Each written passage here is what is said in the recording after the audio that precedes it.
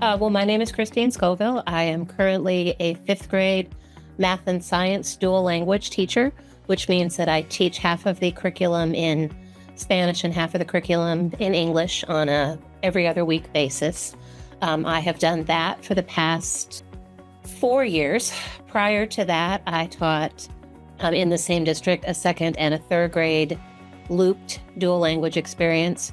And then I've been a teacher. This will be my 33rd year coming up to be in education. I have taught every grade level from kindergarten all the way through fifth grade. I've taught looped classes where I've worked them like first to second and then back down, second to third, fourth and fifth. I've taught in monolingual settings. I've taught in bilingual settings where the intention is to transition the learners to English by removing a percentage each year. And then I've also taught in the dual language setting for the last 9 years, which is what I intend at this point to finish my career doing, is teaching in a setting where we keep a heritage language and we add a second language. And so this current situation, I have half native Spanish speakers in my classroom and half native English speakers in my classroom. They begin the program either in kindergarten or sometimes in first grade, and then they learn their own language and maintain that, and then add a second one, and they continue that process then all the way through middle school and high school.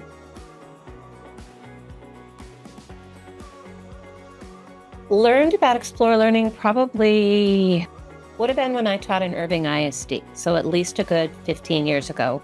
And what we began with was with the math coordinator introducing the Reflex math program to us. And so I've used that program consistently with every grade level I've taught, and I've set the expectations to match the individual grade levels that I've taught, whether it's the addition and subtraction, multiplication and division, a combination of all of those things. So that's been a part of my daily practice for at least the last 15 years. The Gizmos program, I began about the same time. At that point, I applied for a grant with our district. They wanted somebody that would use it consistently. And I'm one of those people who went to the training, and I really liked how they used real life experiments. They let you run simulations of the data over and over and over again. So I've always implemented that as part of my lesson plans, leaned on it particularly heavily during the beginning of the COVID epidemic, because it let me allow the children to have experience with something that I couldn't physically bring to them, or we would use it as a supplement.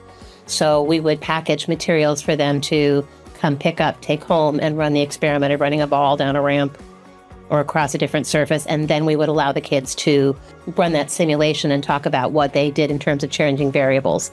Same thing with the experiment with growing plants, growing them under different conditions and being able to show that in multiple permutations. And then I wrote a grant for FRAX about 4 years ago and brought that into my classroom in the second and third grade. I work, like I said, with half native Spanish speakers, half native English speakers. With that population, there are sometimes populations of learners that haven't had equivalent schooling in their home countries, I should say. So using that FRAX program allowed me to build some competencies in their knowledge in working with fractions that wouldn't have been there otherwise. So I wrote the grant, made sure that it was assigned as licenses to learners, in particular, who were the second language speakers learning English that needed support with fractions, because that can be a particularly difficult concept all the way through. And after having that, I wrote a grant to get the PTO to license it for us. And now beginning this year, I had met with my mathematics coordinator for the district 3 weeks ago, and they're bringing it in for the district. So that allows me to put that into place. So those pieces have been a standard part of what I use very heavily, especially the last 9 years. But even prior to that, and I've sought out to write grants to bring the materials into the classroom, because I see the hands-on benefit, I see the individualization of what happens. So overall, I found those programs all to be useful, to be able to support populations with multiple languages, and just to be something that enriches what I do in the classroom. And there are not a lot of computer programs over time. They come, they go, there's trends, there's, whatever's hot in the moment. This has been one of those things that I think is just all of them very stable instruction. And it's driven by content. It's not driven by whatever, is in at the moment. It's good, solid methodology. For the science end of the things, I get to talk about repeatability and reliability.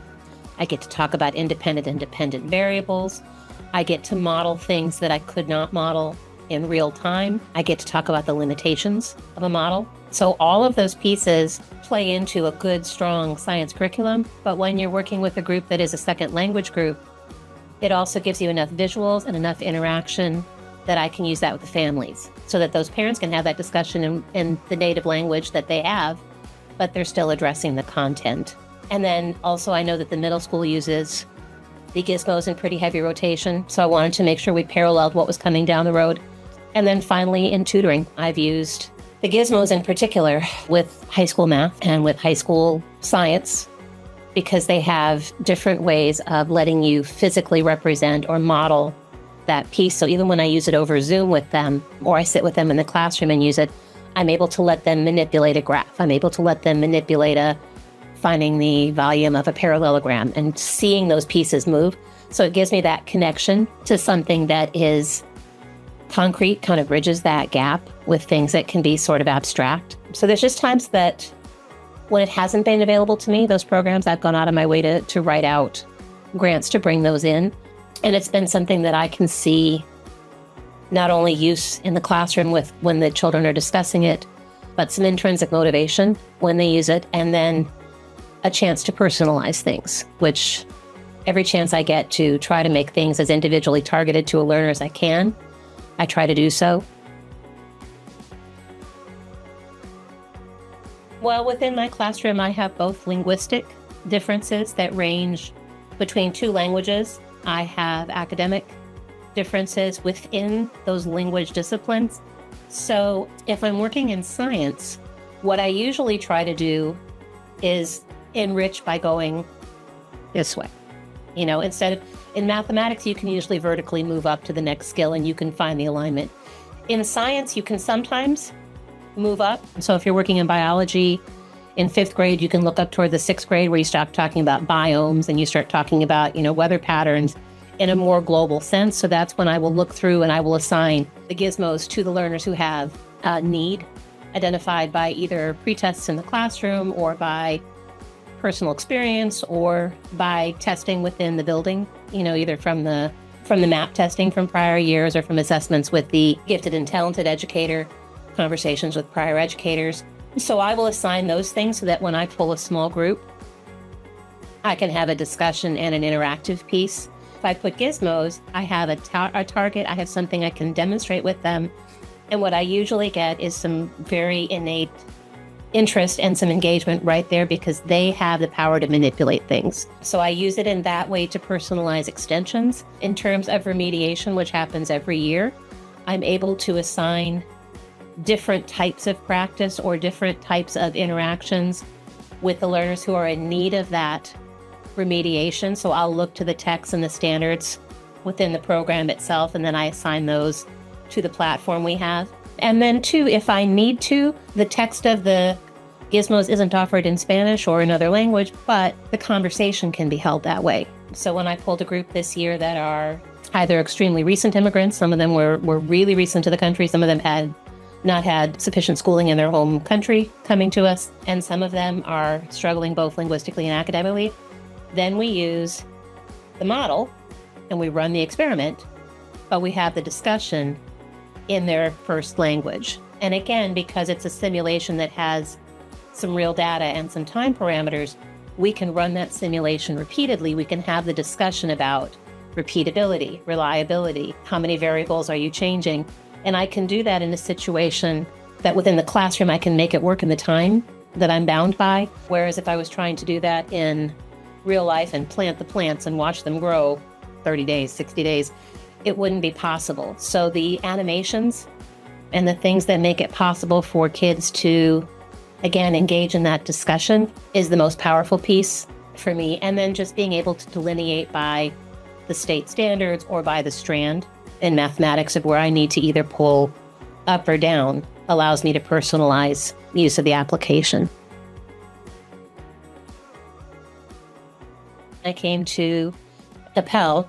I also used it in pretty heavy rotation with the families. So when we have parent nights, I will show the parents how to use that application as well because it promotes conversation with their learner they can change variables. They can talk about what they see in the experiment. They can use the one with the catapult, where you change the different points and you try to hit the wall, including the French accent when you light it on fire and it says launch, and it throws at the wall. We always assume, I should say, that parents see everything the kids see, that they go home and share. Well, that being that this is year 33, what usually happens when they go home is they say, how was school today? That's good. That's fun, which is not a help. So when we bring the parents in, the first thing we do is get them through the single sign-on platform so that they can get logged in. And then I usually begin by showing them several of the simulations. And that's when I get the wide eyes and I get the, ooh, that's neat. And then I say, your tax dollars are paying for this. So I want to make sure you have full access to how this works. With the kids that I have that are English speaking at the household, the engagement is usually pretty strong right off the bat. With the parents that are speaking a second language, be it Spanish, which is my dominant one, or we have a number of second languages in the district, they usually can get in from the point of view of, I want to make sure you understand how and why and where we do things. Usually what that means, and when I know I've been successful, is kids will come back and say, my dad and I did this. My mom and I touched this. I was closer to the target than my dad was. My plants were taller than my mom's. And so that piece of it, of making sure that they feel connected to the content, is something that I see from those parent nights that then travels home. And the other piece of it was especially during any time where we've had to do remote learning, been able to give them a point of connection that shows how far do you need to teach that learning. So when I start with teaching the parents about the state standards, the TEKS or the TEKS, however you want to say it, we talk about the depth of the verb. So if it says you need to describe and extend a pattern, in the mathematics, I can show you within those permutations because, for example, Gizmos does the laying things out by grade levels, and it lays things out by the state standards, and it puts them under the different strands. So I can show you what that means to that extent. And I think I always knew that, and I always tried to be cognizant of that. It really came home for a lot of those families during COVID. How far? How come he doesn't have all of this? This is the scope of what's reasonable for your child at this point. This is how far it goes. And here's a model of what it looks like. So you can run a simulation, if you will, in science, and you know how far it has to go. The questions underneath sometimes are of value. Sometimes it's just physically putting your hands on the simulation and talking about the content. But I hope what it means with those pieces, and I think what has come from Parent Night, is that I see those parents feel a sense of how they can benefit and how they can connect. Because they will always ask, what can I do for my child at home? How can I help my kid at home? I don't need another workbook. I don't need you to sit down and do more pages. If this promotes the conversation, and then it connects to, on my grandpa's farm, we did this, this, and this with planting crops. That's what I'm shooting for. If it means that when you're out walking on the sidewalk, and like it happened a couple years ago, one of my kids said, the friction was different with my scooter when I was on the right. That's the conversation I want you to have, because that's how I want you to make sure you're connecting what we do in class to what we're trying to connect to the real world. And that happens with that program and with the parents in a way that I've seen a benefit to. So that is one of the things, if I can give that to the families, then I've given them hopefully a basis going on to have those discussions and to really try to validate that what they speak to them about at home or what they've learned at home is a yes and mentality. And that's what we get, especially from dual language. So, English or Spanish, yes and. This way of solving math or this way of solving math, yes and. So that we validate that experience. And the same thing in science. If your family planted fish at the bottom of your places where they planted the corn, cool. If your family used the chicken excrement, not to be gross, but yes and, what did you notice and how did it work best and what did you do? So that those discussions are what I've seen provoked from using the programs. Always want to make sure we foster whatever interest or spark may be there, because I never know what they're going to be interested in. I had my first class of seniors graduate this year that I had in Pell, and I was able to go to the signing for one of them. He was interested in soccer when he came to me. And then when he left me, he was interested in soccer and math and science. So he gives me way too much credit, but he's going to be an engineer, chemical engineering at the Colorado School of Mines, and play soccer. 3 others of mine are going on to be aerospace engineers, a software engineer, and then a learner who's also going into chemical engineering in the honors program down in Austin. And I know some of those pieces I used with them, with the gizmos, I used all those years back, and it was hopefully to spark interest and excitement and to honor what they did well so that we didn't put limits on them. So one of the nicest compliments I had, one of my learners was in the top 5% of his graduating class, and 3 of those learners asked me to be their teacher, to be honored, which was very sweet. But he talked about how my limit within 5th grade is showing you the coordinate plane in quadrant 1, but I knew him, and there was no reason to hold back. If you can do more, then let's do more. So he said he remembered me pulling him aside and saying, actually, these are 4 quadrants. And he said, she taught me I couldn't just coast. So that was really, and that's one of the things that Gizmos allows me to do. You don't get to just coast. I want to push you, and I want you to have productive struggle, they call it. I don't want you to just come in and master everything. And within a language classroom, there's always room for improvement. You're never going to master both languages. I haven't, and I never will. But I also want you to feel that academic pull. So those pieces that I can access grade levels above, or if I need to remediate grade levels below, let me do that in a way that personalizes the curriculum and hopefully maybe spark another group of kids graduating next year that are also interested in those pieces. And that's kind of the whole philosophy of what we do is yes and. And that's what Gizmos or Reflex or Frax gives us is yes and. That is the way I kind of want them to approach looking at any number of things. You know, the career field they will hold will not necessarily be the same career field that I even know is out there right now. So I want them to have an open mindset, and I want them to have multiple avenues to look at things. And that's the curriculums that I've stuck with and maintained over the years all have that underpinning to them. Well, Reflex is a part of our daily practice in the classroom. It's tagged for us to Tech 3.5F, I think it is, of memorizing your multiplication division. So it should have been mastered prior to coming to me, but a lot of times it isn't. So that becomes part of our daily practice that you need to get your green light before we move on during your rotation time. We try to make a pretty good big deal out of getting there, and we talk about it from the idea of be selfish on your own behalf. How do we minimize the amount of time you spend making a grid of your 7s, labeling on the side, 8, 16, 24. By the time you figure out the calculation, by the time you complete the algorithm, your brain is not going to be able to take 2 and 3 and 4 steps. And so we phrase that way to the parents and to the learners. And we try to make sure that we celebrate it from a perspective of not only are you preparing yourself for grade 6, we frame it in the fact that grade 6 curriculum is about 72% brand new. It's never been taught before. It's tested at mastery level when you graduate, when you get to the end of the 6th grade and you take, I don't know if it'll be STAR or whatever they want to term it, but you know, whatever's coming down the pike, it'll be something. So regardless of the exam, that's almost 3/4 of a brand new program, and that's really difficult for a lot of kids. So the more automaticity you have in those base skills, the more comfortable you're going to be solving problems. With Reflex, I've used that really, really consistently because if I can get you to have fluency with your algorithms, then I can take you to solve problems that have 2 to 3 to 4 steps, and I'm not dealing with trying to get you to first find the result of the calculation and then apply that 2 to 3 to 4 steps of problem solving down the road. And it also helps with looking at reasonableness with an answer. If you have your facts memorized, I can ask you to look at that last step of a problem solving. Is it reasonable? How would you know? And you have that basis in your head in which to make those judgments.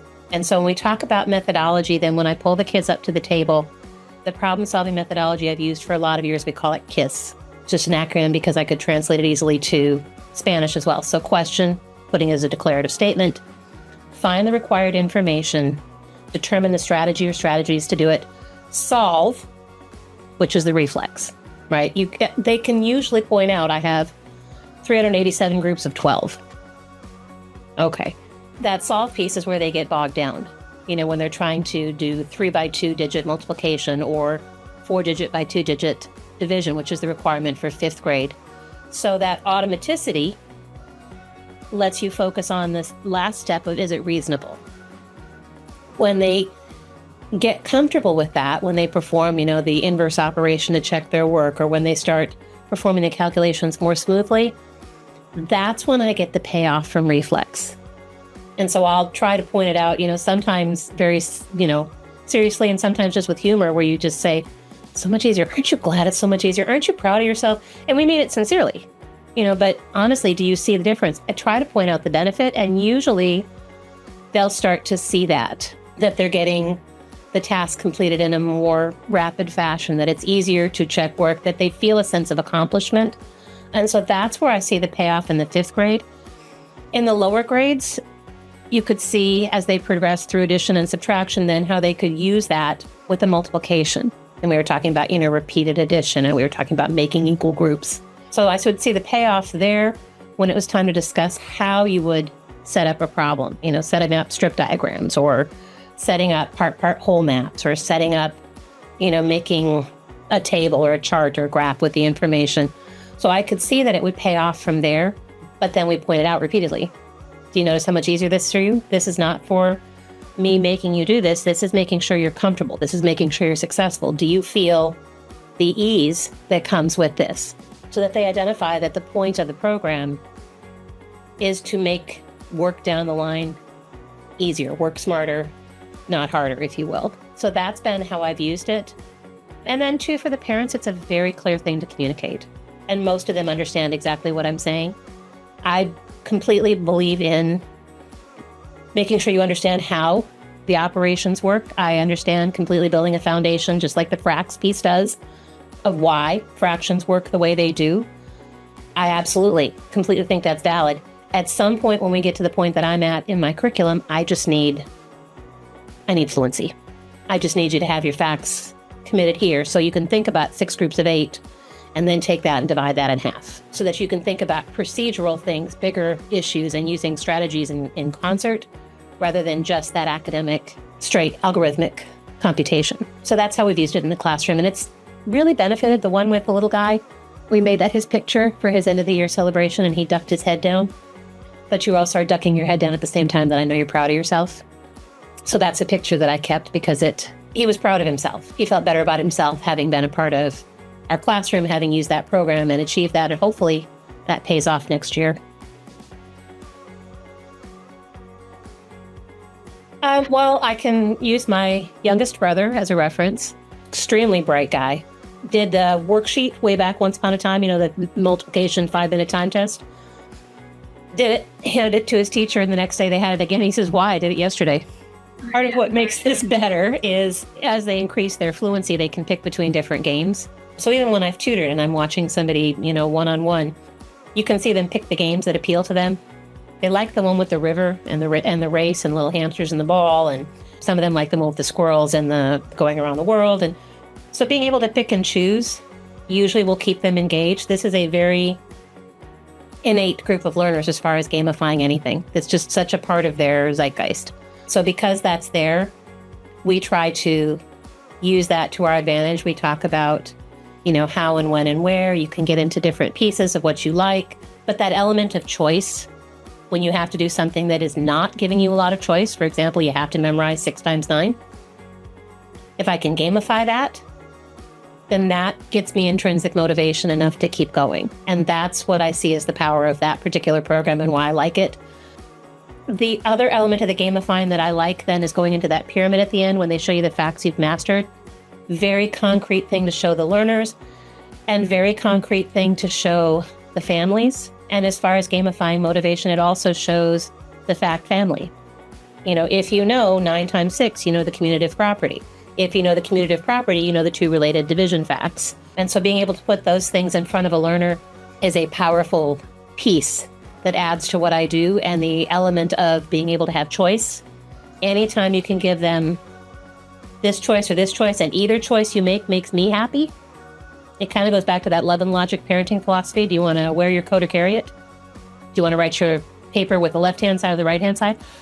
I'm getting what I need, which is memorization, and you're getting what you need, which is an element of choice within something that's going to benefit you long-term. So that's what I like about the gamified elements.